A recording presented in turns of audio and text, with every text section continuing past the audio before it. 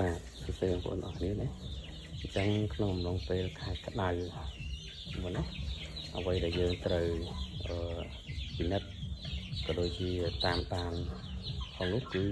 ទឹកបាទអញ្ចឹងទឹកគឺមានសារៈសំខាន់ណាស់សម្រាប់រដូវក្តៅហ្នឹងណាបាទធ្វើម៉េចកុំឲ្យទឹកដាច់ពីទ្រុងឲ្យទឹកមាននៅក្នុងទ្រុងជាប់ជាប្រចាំសម្រាប់មាន់យើងផឹកទាយើងផឹកអីជាដើមហ្នឹងទៅហើយបើជាការល្អទៀតនាខែក្តៅនេះទឹកយើងគួរតែដាក់នៅប្រភេទវីតាមីនឬមួយក៏អេលីត្រូឡៃបន្ថែមទៀតដើម្បីឲ្យមាន់ផងយើងហ្នឹងមានសុខភាព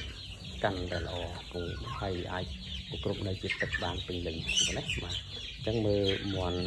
កន្លែងខ្ញុំនេះទៅបងប្អូនណាបាទគេគឺណែនល្អណាស់ហើយសុខភាពគឺល្អបុកផ្សំជាមួយនឹងការថែទាំធ្វើវ៉ាក់សាំងអីផ្សេងៗទៀតទៅអញ្ចឹងមាន់យើងមិនងាយប៉ះយើងទេទោះបីវាភ្លៀងវាខ្យល់យ៉ាងម៉េចក៏ដោយហើយនឹងការបិទបាំងណាការបិទបាំងផ្សេងៗទៀតទៅយើងឃើញថាមាន់មានសុខភាពល្អប្រសើរហើយ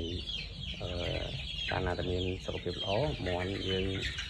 មានសុខភាពល្អយើងក៏អ្នកចិញ្ចឹមហ្នឹងក៏មានគេហៅថាអារម្មណ៍មួយសុខចិត្តផងដែរបាទអញ្ចឹងថ្ងៃនេះខ្ញុំមានលក្ខណៈការចែករំលែកសូមអរគុណសូមជម្រាបលា